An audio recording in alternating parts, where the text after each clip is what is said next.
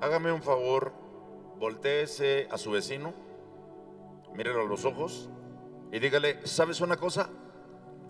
Si alguien luce bien esta mañana, ese soy yo. Gloria al nombre de Jesús. Tenga la amabilidad de sentarse, por favor. Denle ese aplauso a Cristo con todo entusiasmo.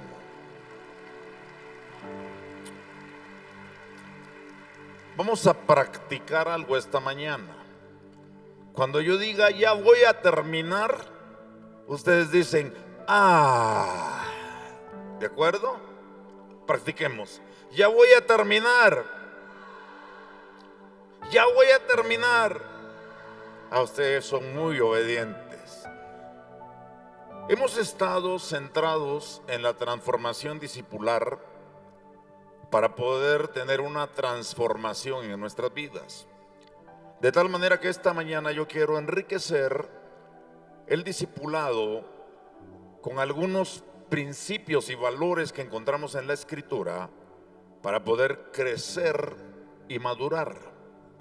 Porque el regalo de la salvación es un acto divino de misericordia.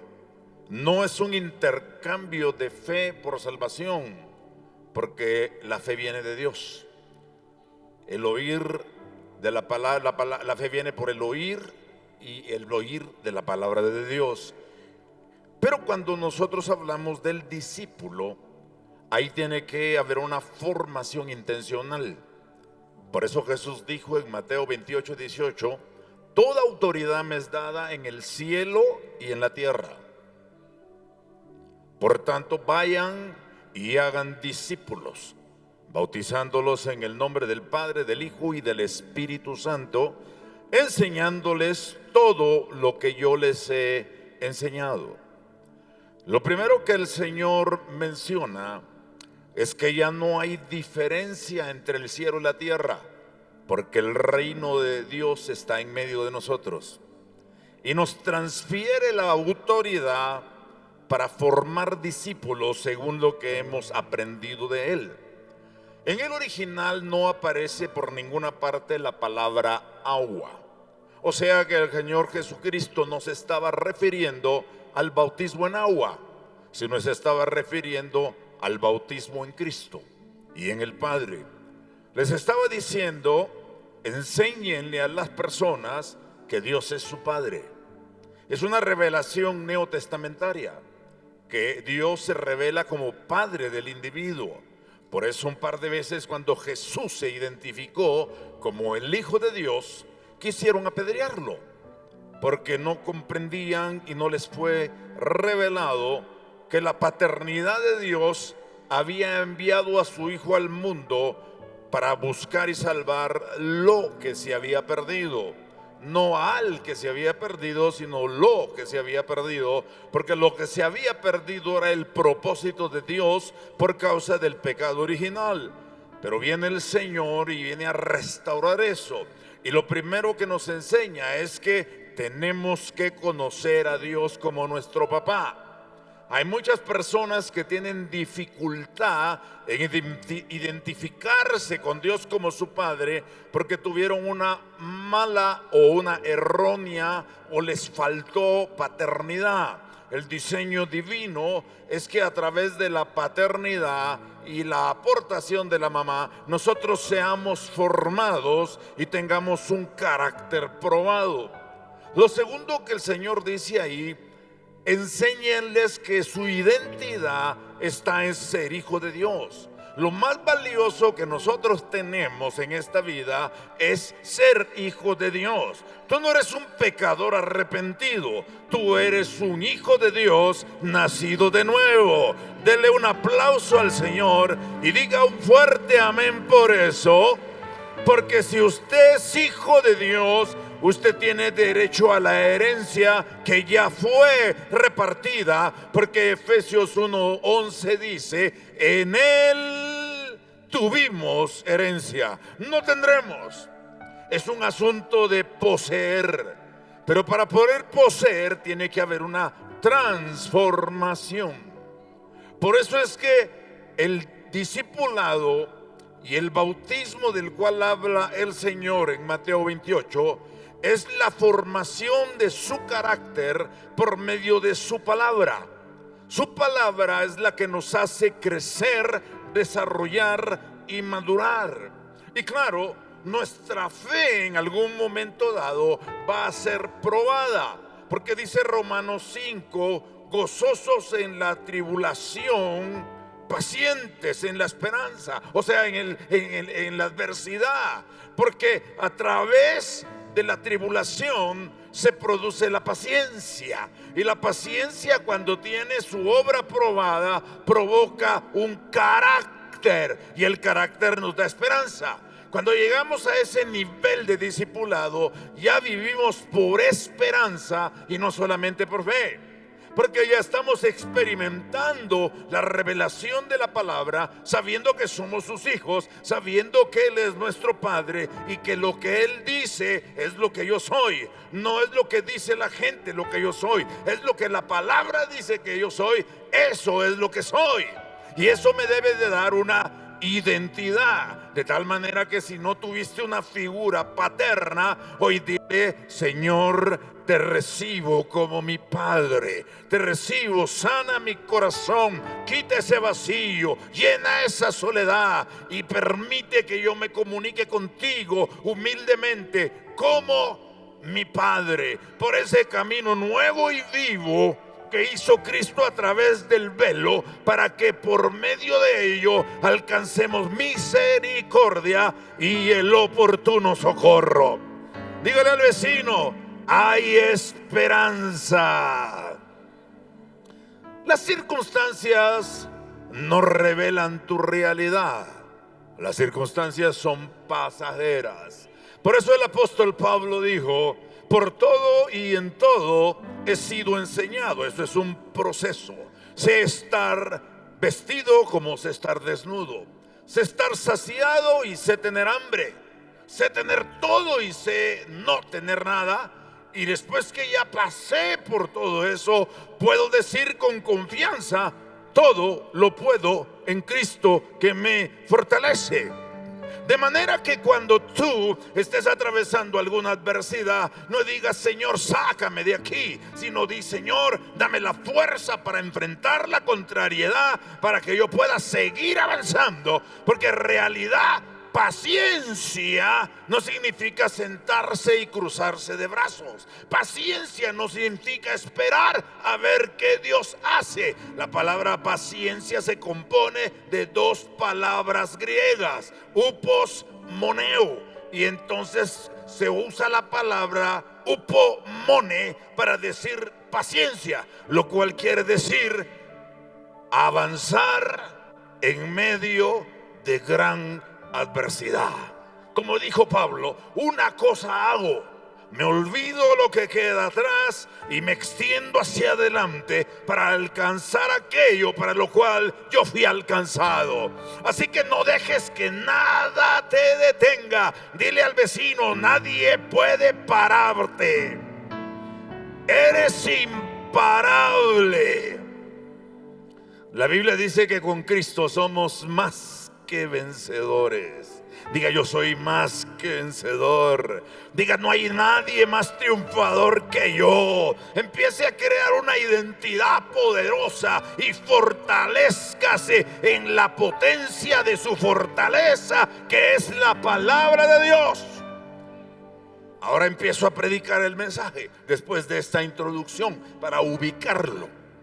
Romanos capítulo 12, verso 1 dice: así que, hermanos, os ruego por las misericordias de Dios que presentéis vuestros cuerpos en sacrificio vivo y santo, agradable a Dios. Diga: hay que sacrificar. Dígale al vecino: hay que sacrificar. Hay que hacer un sacrificio para Dios vivo y santo. O sea, es consciente. No dice Pablo que le pidan al Espíritu Santo que lo haga, sino que nosotros tenemos que presentarnos delante de Dios. Pablo dijo: yo como perito arquitecto puse el fundamento, otro edifica encima, pero cada uno mire cómo sobreedifica. Nosotros vamos sobre el fundamento de Cristo. Y los ministros nos edifican a través de las enseñanzas. Pero ¿qué hacemos con la enseñanza? Es nuestra responsabilidad. A mí me gusta decir que la Biblia hay que leerla. Diga, leerla. Un poquito más fuerte, leerla.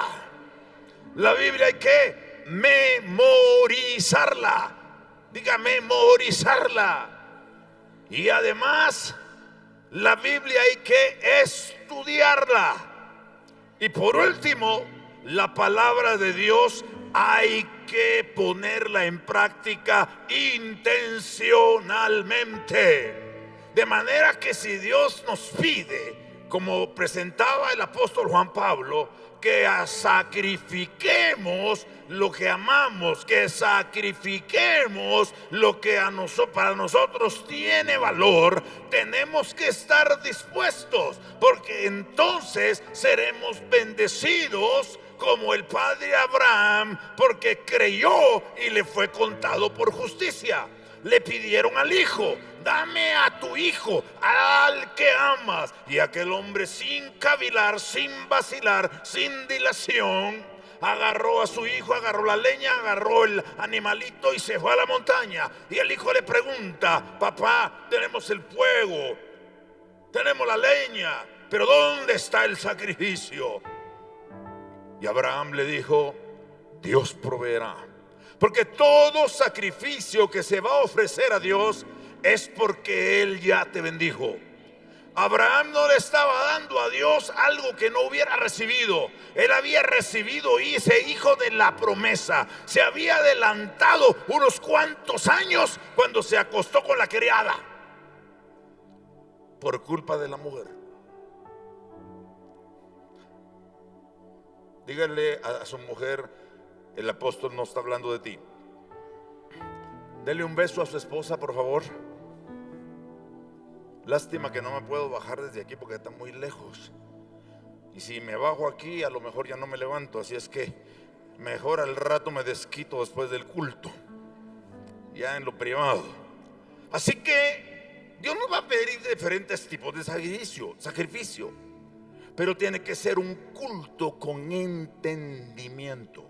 No son emociones, no son sentimientos, es lo que yo entiendo. Lo que yo entiendo en base a lo que conozco de la palabra de Dios. Porque el Señor dijo: y conoceréis la verdad, y la verdad os hará libres.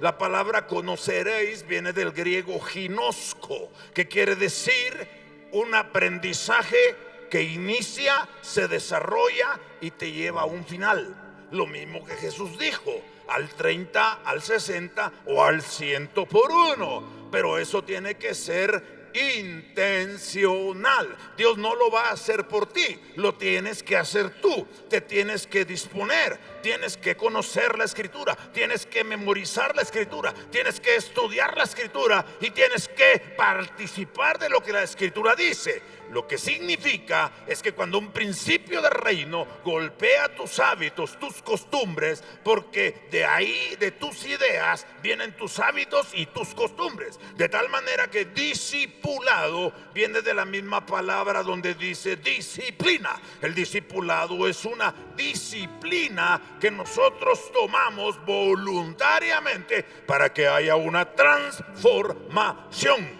Dígale a su vecino: transfórmate, compadre, transfórmate.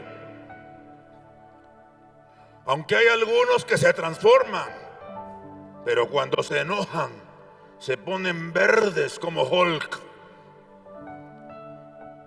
Pero hay que transformarnos con un culto racional.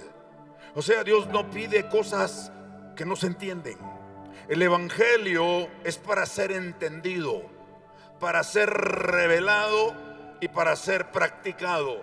La Biblia es un manual de vida, es un mapa que nos indica por dónde ir, como dice el Salmo 119, 105. Y lámpara es a mis pies tu palabra y lumbrera a mi camino. O sea, lo que está diciendo es que la palabra te ilumina el día de hoy, qué decisiones, qué pasos, hacia dónde dirigirte, pero también te está alumbrando el mañana, dándote la visión del corazón de Dios, mostrándote en qué te quiere convertir. Gracias por el entusiasmo. Alabado sea el nombre del Señor Jesús.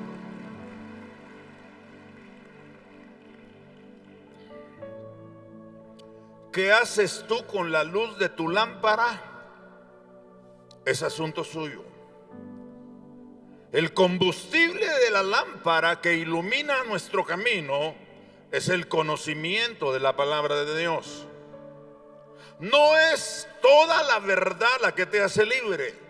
Lo que te liberta es la palabra de Dios que tú conoces, que tú entiendes, que tú puedes racionalizar, porque la fe no es algo etéreo, algo intangible. La fe nos sirve para sacar del mundo de lo que no se ve y traerlo al mundo que se ve. En otras palabras, tenemos la autoridad de parte del Señor para que lo que nosotros digamos y declaremos por el poder de su palabra, eso empiece a suceder a nuestro alrededor.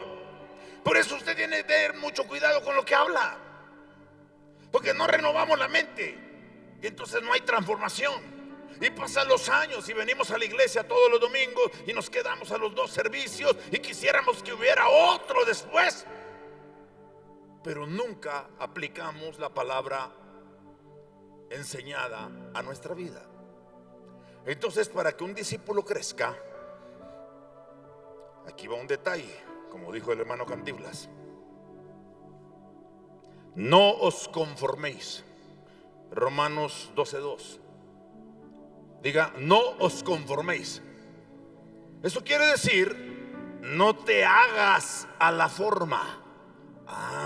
Entonces ahí entra el poder de tu decisión. Tú puedes decidir cómo vas a caminar en esta vida. Como Dios le dijo a Israel: yo pongo delante de ti el camino de la vida y el camino de la muerte. Escoge pues el camino de la vida para que vivas. Es una decisión. Dígale al vecino, es una decisión. No conformarte ¿a qué? A este siglo, a este sistema, a cómo los hombres hacen las cosas. Cuando la palabra de Dios toca tu espíritu y tu entendimiento y se abre la revelación, tú tienes que hacer una decisión: hacer lo que dice la palabra o seguir como estabas. Y eso va a ser la diferencia. Tenemos que ser discípulos aplicados, no solo asistentes a la iglesia, no miembros. Necesitamos discípulos maduros. ¿Por qué? Porque Pablo dijo: lo que has oído de mí en presencia de muchos testigos, esto enseña a hombres fieles, que sean idóneos para enseñar también a otros. Ahí hay 4 generaciones. Pero Salomón escribió: ¿quién hallará un hombre fiel? ¿Quién hallará un hombre fiel? Ahora entendemos que la fidelidad son los actos de obediencia por medio de la fe a lo que dice la palabra del Señor, con pleno entendimiento de conciencia y claridad para caminar seguramente hacia la voluntad de Dios, que es buena, que es perfecta y que es agradable. Diga, es buena, es perfecta y es agradable. Pero no dice que es fácil. No dice que es fácil. A veces no va a ser agradable, pero es bueno. ¿Por qué? Porque es perfecto, porque te lleva a la madurez. La intención de Dios es que maduremos, que crezcamos, que nosotros nos hagamos personas maduras. Por eso es que nos declara la Escritura constantemente que tenemos que esforzarnos determinadamente para cambiar. Porque como ya dije, la Biblia es un manual de vida. Pero dice que tiene que haber un culto racional. O sea, tú entiendes lo que es el culto a Dios. Tú levantas las manos no solo por levantarlas, sino que sabes que levantar las manos significa: Señor, me rindo a ti, sin ti no puedo, necesito de tu ayuda. Tú te pones de rodillas y dice: yo me inclino para besar los pies de tu hijo, porque dice el Salmo: besad al hijo. ¿Para qué? Para que el Padre se agrade. ¿Y quiénes son los que hacen eso? Los discípulos que racionalmente se rinden. Muchas veces el tiempo de las ofrendas es un sacrificio para mucha gente. Y están ahí sentados, y cuando empieza el apóstol, el pastor, a dar unos pensamientos acerca de las finanzas, empiezan a pensar: allá otra vez con lo mismo, otra vez dinero. Le digo eso porque tengo 46 años predicando el evangelio y conozco a mi gente. Y así es en todas partes del mundo. Y los que más dicen cómo piden son los que menos dan. ¿Cómo se les llama a esos? ¿Tacaños o faltos de entendimiento? Mire que el Señor Jesús hablaba claro, porque les dijo a sus discípulos: ¿hasta cuándo los tengo que soportar? Tardos de entendimiento, lentos para aprender. ¿Sabe cómo se dice eso en griego? ¿Quiere aprender? Se dice agramotai idiotai.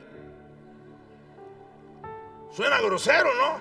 Pero así les decía el Señor a sus discípulos. Qué duro, ¿verdad? Idiotas. Caramba, si le decimos eso a los hermanos de la iglesia, ya no regresan, se van. Dice: ay, me ofendió. Porque muchas veces no se puede decir nada, porque son creyentes de cristal. Por eso estamos formando discípulos. Pero ¿cómo se forma un discípulo? Dice ahí: transformaos por medio de la renovación de vuestro entendimiento. Tienes que cambiar cómo entiendes la vida. Tiene que cambiar tu óptica, tiene que cambiar tu paradigma, tienen que cambiar tus ideas. Por ejemplo, la pobreza es un estado mental, porque de ahí nace. Y como eso es lo que piensas, eso es lo que declaras. Pero la Biblia dice: diga el pobre, rico soy. Porque la pobreza puede ser temporal, pero no para siempre te debes quedar ahí. Ahora, si ya estás en pobreza todo el tiempo, ya tenemos un problema que no es culpa de Dios, sino que es culpa tuya. Y diezmas y ofrendas, pero como no tienes una mentalidad abierta, no administras, no renuevas tu mente. Hay que tener un presupuesto, hay que saber a dónde se va el dinero. Porque a veces sabemos de dónde viene cuando sentimos: ay, se me fue el dinero entre las manos. Hay personas que tienen mucho pero viven como que tienen nada, porque esa es su manera de pensar. Yo lo veo allá en Estados Unidos, llega gente de muchos países de Latinoamérica y llegan allá con su misma mentalidad, con sus mismas costumbres, con sus mismos hábitos. Entonces siguen viviendo en la misma miseria, en un lugar donde podrían ser prósperos.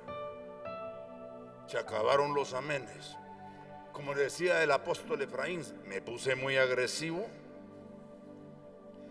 Yo siempre recuerdo al apóstol con mucho cariño. Imagino que la hermana Dorita mucho más, ¿verdad? Pero yo sí. Cuando él falleció, yo aquí estuve fuerte. Pero cuando llegué a mi casa ya no me pude contener. En la cocina me quedé. Pasó mi esposa y me vio y me dijo: estás llorando por el hermano Efraín, ¿verdad? Y le dije: sí. Bueno, te dejo. Y ahí ya le entregué al Señor su vida. Y me ha costado un montón, porque es una pérdida irreparable. Un general que hay pocos. Sería difícil, hermana Dorita, conseguir otro como él. Imposible. un hombre tan renovado en su entendimiento, un hombre que comprobó la voluntad de Dios con el fruto de su vida. Y eso es el discipulado. El discipulado no es poner a un grupo de personas en un salón de clase, eso es transmitir información.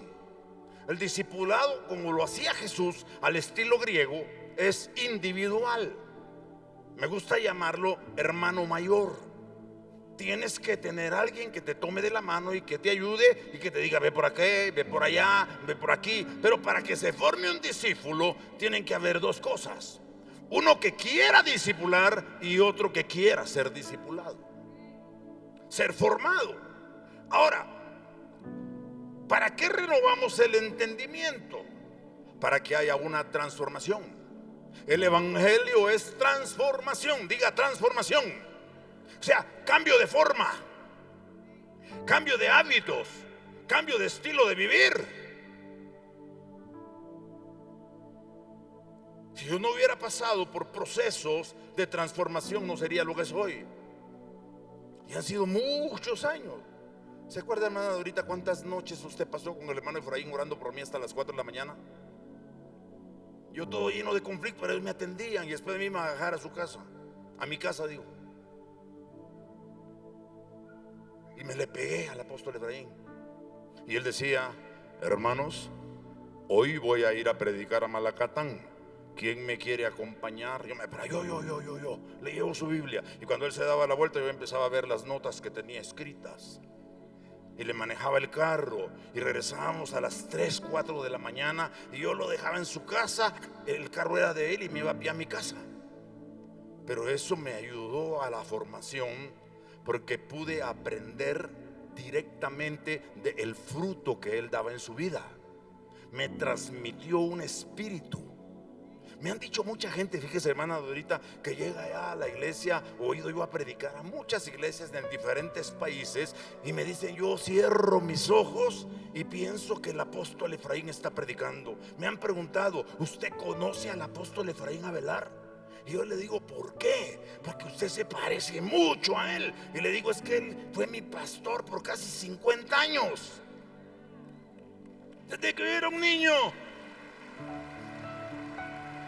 En el anillo de oración en la casa de las hermanas Gramajo, ahí me ponían a leer la Biblia y yo me ponía colorado.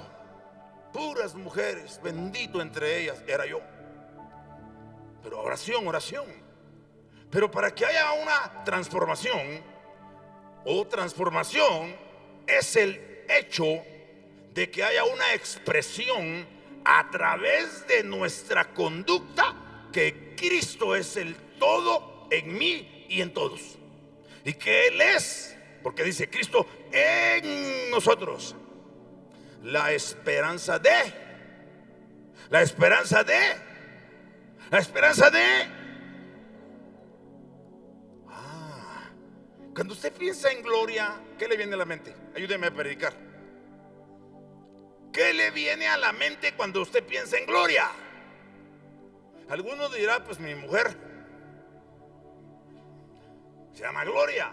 Pero regularmente tenemos la idea evangélica tradicional de que gloria es un lugar en el cielo, y que cuando allá se pase lista en la gloria, a mi nombre yo feliz responderé. Y creo que para el futuro vienen muchas sorpresas, pero le voy a explicar lo que significa gloria.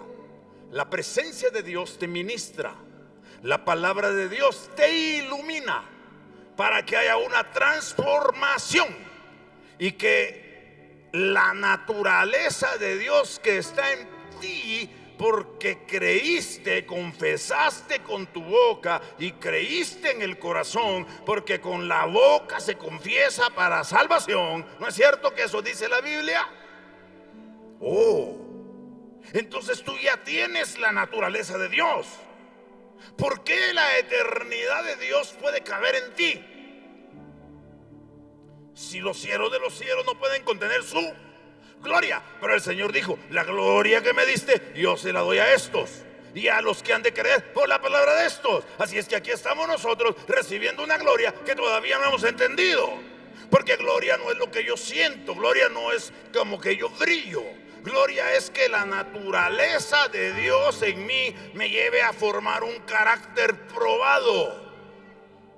Lea Romanos 5 después en su casa. El carácter probado para tener esperanza tiene que pasar por tribulación, y lo tiene que hacer con gozo. Gozosos en la tribulación, sufridos en la esperanza. ¿Para qué? Para que con paciencia tenga un carácter probado. O sea, la naturaleza de Dios es un carácter en usted. Y entonces se refleja en tercer lugar la imagen de Cristo. Por eso el Señor dijo que vuestra luz alumbre delante de los hombres, para que vean tus buenas obras. Ahora, ¿qué le muestras tú a tu vecino? ¿Qué es lo que se dice de ti en tu vecindario? Es lo que estás mostrando, es lo que están viendo en ti. Especialmente en esas casas duples que hay hoy, que se oye todo de un lado para otro. Hay unos habladores y del otro lado de la pared hay unos chismosos. Y todo se oye, pues. Pero ¿qué es lo que la gente ve en ti? Porque lo que la gente tiene que ver en ti es la imagen de Cristo, en tus actitudes, en tus palabras. Mi esposa se fue a arreglar el cabello ayer con una señorita de un salón, y la señorita del salón inmediatamente le dijo: usted no es de aquí, ¿verdad? Y ella le preguntó: ¿por qué? Por la manera en que se conduce y la manera en que habla. O sea, la gente se tiene que dar cuenta. Los dones no solo sirven aquí en la iglesia. Tú puedes tener discernimiento en la vida de tu vecino y acercarte para que él crea en Cristo, pero es lo que tú le muestras, lo que va a oír. Porque muchas veces los actos son tan altamente malos que no se oyen nuestras palabras. Habla más el testimonio de una buena conducta que las palabras que nosotros podamos expresar. Así es que carácter, naturaleza, carácter, imagen, y entonces luego viene la autoridad. Porque la imagen de Cristo nos da autoridad. Cuando usted entra a un lugar, usted entra con autoridad, usted entra con seguridad, usted entra con firmeza. Porque usted tiene una imagen, tiene un padre, y usted sabe que es hijo de Dios. Yo entro a las tiendas, donde quiera que voy, como que soy el dueño. Aunque no lleven ni $1 o un quetzal entre la bolsa, pero yo entro como que soy el dueño. Un día llevé a unos pastores, le cuento esta anécdota, para que vea cómo la gloria de Dios se ve a través de las obras y cómo la autoridad de Dios se manifiesta en nuestras vidas. Y llevé a los pastores al centro comercial, y cuando los pastores estaban buscando qué comprar, entonces a mí me gustan mucho las chaquetas de piel, las chumpas. Entonces no entiendo todavía por qué les ponen una cadena. Así encadenada me la empecé a probar, y oí una voz que en inglés me decía: ¿le gusta? Le dije: está bonita. Todo en inglés, ¿verdad? Y yo seguí ahí con mi asunto, nada más estaba perdiendo el tiempo. Y me volvió a preguntar: ¿le gusta? Yo le iba a decir: ya te dije que sí, no seas necio. Y la tercera vez me preguntó: ¿le gusta? Entonces dije yo: aquí tengo que mostrar fruto, porque este individuo ya está muy insistente y ni lo conozco. Entonces llamó a la señora que atendía, le dijo: por favor, quítele la cadena a esta chumpa. Dije yo: no, yo nada más estoy viendo. Por favor, caballero, me dijo el americano, póngasela. Entonces ya me la puse como debe de ser, y me miré en el espejo y dije yo: esta está hecha a mi medida. Dentro de mí, pues, ve. Y el Señor me preguntó por quinta vez: ¿le gusta? Yo le dije: sí, me gusta, muchas gracias. Se metió la mano a la bolsa, sacó su tarjeta de crédito y le dijo a la señorita: cobre. Él vio algo en mí. Me regaló $800. Mucha plata, ¿no? Yo dije: ¿cómo no pedí dos?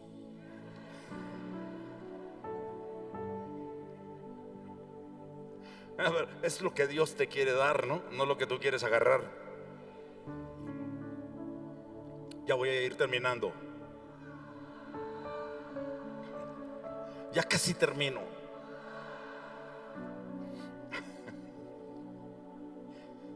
O sea, transformación es el hecho de la expresión de Cristo en mí. Ya le expliqué. Pero renovación es el proceso. No es una varita mágica, es un proceso. Porque el proceso de renovación no es de lo que sentimos o no son nuestras emociones, sino es de lo que pensamos. Porque como el hombre piensa en su corazón, así es él. Entonces tienes que renovar tu mente. ¿Qué dice la Biblia de mí? La Biblia dice que Él se hizo rico para que Él se hizo pobre para que nosotros seamos ricos. ¿Y por qué no lo tomamos? Ay, es que yo no soy ambicioso, hermano. Yo no codicio, pero si Dios te lo está ofreciendo, es tuyo, te dice Él. Pero como no renuevas tu mente en lo que piensas, no recibes un nuevo paradigma. Y como no recibes un nuevo paradigma, no se abren puertas de oportunidad en tu visión. Porque la palabra de Dios no renueva. Ningún cambio viene de manera mágica. Está bien que pasemos al frente, que oren por nosotros, que nos pongan las manos, que nos bendigan. Está bien, hasta que nos profetice. ¡Oh, maravilloso! Pero ¿qué haces tú con las profecías que te dan? Las profecías regularmente tienen una palabra de ciencia. Te dicen lo que has pasado, lo que estás pasando. Te dicen directamente tu nombre, tu fecha de nacimiento. Es Dios hablando. Pero la mayoría de la gente no hace nada con esa palabra. ¿Sabe por qué? Porque no le agrega una palabra de sabiduría. Y eso te toca a ti. Buscar cómo hacer que lo que Dios dijo suceda. Y para eso tienes que renovar tu mente. Tienes que abrir el panorama. Mire, viajar a mí me ha abierto la mente de una manera impresionante. Hace unos años me invitaron de la Universidad de Estambul. Me pagaron todos los gastos, porque ellos querían tener un intercambio de pensamientos con pastores evangélicos y con los especialistas en la teología de ellos. Tuvimos la oportunidad de predicarle a los directores de todas las facultades. Y yo me di cuenta que cuando decía Cristo Jesús, ellos ponían más atención, porque creen en Él como profeta. Entonces empecé a enseñar a Cristo, empecé a enseñar a Cristo, empecé a enseñar a Cristo con mis palabras, con mis acciones. Empecé a mostrar a Cristo y de repente miraba a la audiencia y estaban llorando, llorando, llorando. Hasta cantamos en español con ellos y estaban felices. Eso me dio más amplitud, porque ahí fue donde realmente tuve que desarrollar mi inglés, porque fue un desafío impresionante, hermano. Todo en inglés con todos esos académicos y yo hablando con acento ruso. Pero ningún cambio viene de manera mágica. Es el resultado de un proceso en base a principios. 2 minutos y termino. Qué buenos discípulos son ustedes, ¿verdad? Nos dejó bien entrenados el apóstol Efraín, ¿verdad? Qué legado más hermoso. Pero la renovación implica rendir nuestra vida, entregarla a Dios. Nos llama a la consagración, nos llama a ser honestos, a ser íntegros. Es decir, rendirnos al orden divino. Lo segundo, renunciar al sistema. No conformarnos a cómo hacen las cosas la gente en el cosmos que ha creado el hombre, sino tenemos que poner nuestra diferencia. Tenemos que poner hasta dónde llegamos.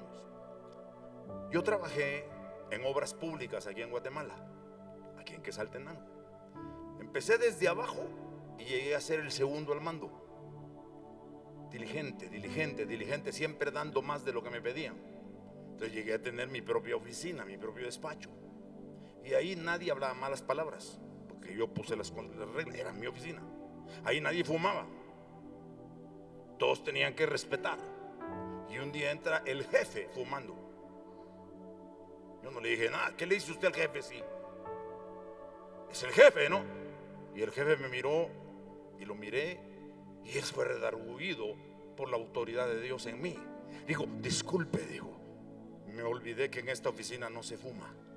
Salió y tiró su cigarro. Ese es el poder del testimonio, hermano. Ese es el poder del testimonio.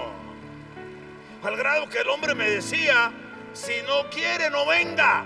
Me daba los carros oficiales para ir a predicar con gasolina y piloto.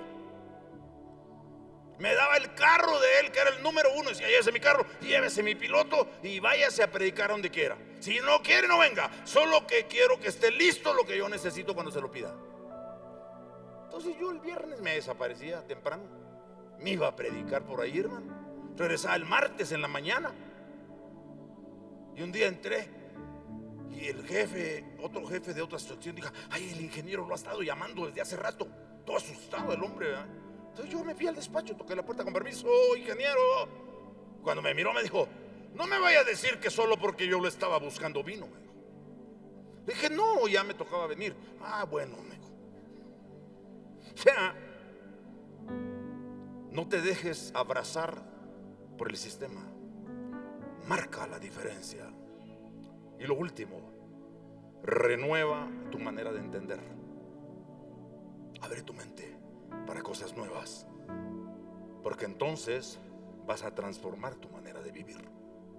Hay que cambiar la mentalidad, y así conoceremos el sentido y la causa de nuestro propósito, y encontraremos la buena voluntad de Dios, agradable y perfecta. Hay que sufrir, porque muchos miran la gloria pero no saben la historia. Caramba, esta iglesia es una preciosidad ahora, ¿verdad? Una hermosura. Pero ¿se acuerdan, hermano, ahorita cuando estábamos en aquel cuartito allá en la 17 Avenida? Cuartito chiquito, hermano. Las hermanas ahí tocando las castañuelas. Me acuerdo de la hermana Tercita Domínguez, la hermana Chitía, danzando ahí, hermano. Aleluya. Unos 10, 15 personas tal vez, ¿no? Por ahí. Y ahí estaba yo ya de metiche. Pero Dios me hizo enamorarme de la visión, me hizo enamorarme del discipulado. Y me le pegué al pastor, y me le pegué al pastor, y me le pegué al pastor. Aunque él no me invitara, yo me pegaba. De manera que todavía ni era pastor, y yo iba a los retiros de pastores. ¿Ustedes saben cómo empezó el Congreso Visión? Hermana Dorita seguramente sí sabe. ¿Se acuerda cuando nos íbamos con el apóstol Efraín Alirtra? Y él nos enseñaba la palabra y luego nos comíamos una hamburguesita. En el lago de Atitlán también. Claro, pero nos íbamos a Alirtra, nos enseñaba la palabra y él nos invitaba una hamburguesita, porque nosotros andábamos más pelados que la cebolla. Le exprimíamos el jugo, andábamos detrás de él. Éramos su sombra. Y a él le encantaba, porque le gustaba enseñar. Y nos daba unas enseñanzas que nos dejaba con la boca abierta, hermano. Y nosotros decíamos, wow, este sí es un verdadero apóstol. Algún día quiero ser como él. Es una meta muy alta de alcanzar, pero aquí seguimos renovándonos para ser transformados en Dios. Denle ese aplauso a Cristo con toda el alma. Y después se pone de pie. Me extendí un poquito más porque el pastor me dio permiso. Ya en este segundo servicio me dijo tranquilo, porque ya no viene otro. Y dije, oye, ¿por qué no hacemos otro después? ¿Cuántos quieren otro servicio después? Yo les vuelvo a predicar. ¿Cuántos quieren otro servicio después? Bueno, ahí le pregunta al apóstol Juan Pablo o a la hermana Dorita, ¿verdad? A él. Bueno, ponga su mano en sus sienes y diga, Señor, yo quiero renovar el espíritu de mi mente. Quiero sacar de mí esos pensamientos negativos, esos sentimientos de amargura, de dolor, de frustración. porque tú me llamaste a tener una vida abundante, porque tú me llamaste a tener una vida llena de felicidad, porque el reino de los cielos es justicia, paz y gozo en el Espíritu Santo. Dígale: Señor, yo renuevo mi mente. Yo soy tu hijo porque tú me justificaste. Tú eres mi Padre y por eso yo puedo llegar a ti por el camino nuevo que hizo Jesús a través del velo, para que nosotros podamos acercarnos al trono de tu gracia y alcanzar misericordia y el oportuno socorro. Padre, renuevo mi mente en el nombre de Jesús. Me voy a proponer ser transformado en el espíritu de mi mente, leyendo tu palabra, memorizando tu palabra, estudiando tu palabra y siendo pragmático para vivir lo que aprenda. En el nombre de Jesús, renueva la mente de tu pueblo, que se hagan discípulos aplicados, que sean gente de reino, que vivan no por lo que ven, sino por lo que creen. Que así sea hecho en el nombre de Jesús. Diga: de hoy en adelante yo voy a vivir por lo que creo y no por lo que veo, porque lo que veo es pasajero, pero lo que creo es eterno. Denle ese aplauso a Cristo, por favor. Glorificado sea el nombre del Señor. Qué lindo haber podido estar en el Congreso y este domingo. Si Dios lo permite, nos veremos pronto. A mí me gusta respetar los tiempos que me dan, porque el predicador que respeta los tiempos lo volverán a invitar. Aunque ya les he dicho que aquí yo no necesito invitación, es casa. Un abrazo, un beso cariñoso para todos. Los amamos, los bendecimos. Gracias porque se siente su cariño y la presencia del Señor.